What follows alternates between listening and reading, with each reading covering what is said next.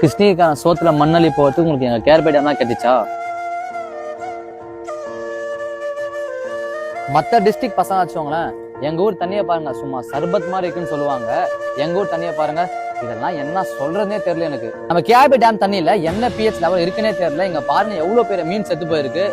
மீனுக்கே நம்ம நிலமனா நம்மள நினைச்சு பாருங்க. எங்க கேர்பே டேம் இந்த நிலைமை கொண்டு வந்த உங்களை கண்டிப்பா எங்க கவர்மெண்ட் சும்மாவே விடாதுடா.